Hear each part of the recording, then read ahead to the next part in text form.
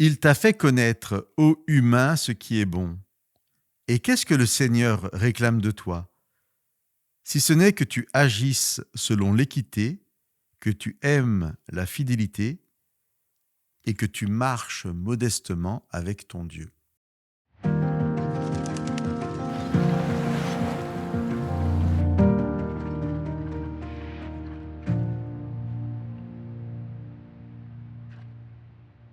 Au temps du Nouveau Testament, l'invitation à marcher modestement avec Dieu s'accomplit lorsque les Juifs viennent à Jésus et l'entendent dire « Venez et suivez-moi ». Ceux qui répondent à l'appel de Jésus deviennent ainsi ses disciples, marchant avec lui et bénéficiant de son enseignement. Marcher humblement avec Jésus est aujourd'hui pour nous une invitation à découvrir son enseignement et à le mettre en pratique dans nos vies, avec cette assurance que la promesse de Jésus que nous trouvons à la toute fin de l'évangile de Matthieu est une réalité accessible à celui qui croit. Jésus dit dans ce passage, « Voici, je suis avec vous tous les jours jusqu'à la fin des temps. » Cette promesse de Jésus donnée après sa résurrection fait écho à plusieurs autres données avant sa mort et que nous pouvons lire dans l'évangile de Jean, des chapitres 14 à 16. « Je ne vous laisserai pas orphelins, je vous enverrai l'Esprit Saint, il vous conduira dans toute la vérité. » Chers amis, c'est donc par son Esprit que Jésus réalise sa promesse d'être avec nous à chaque instant, de nous accompagner sur notre chemin.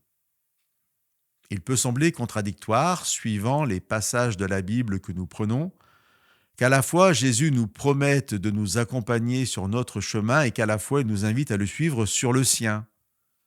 Mais loin de s'opposer, ces deux images de chemin se complètent, ne parlant pas tout à fait de la même réalité.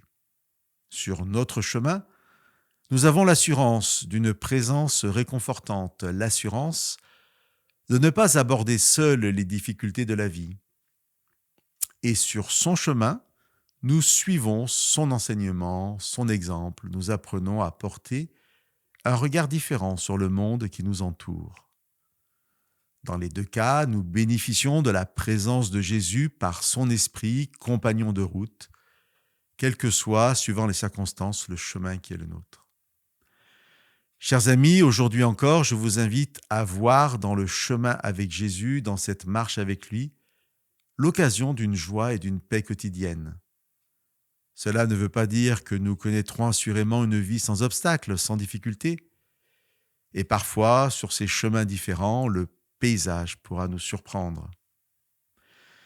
Mais de ces chemins, nous connaissons la destination finale, une vie sans fin, sur une terre nouvelle, dans une présence réelle et quotidienne de Dieu au milieu de nous.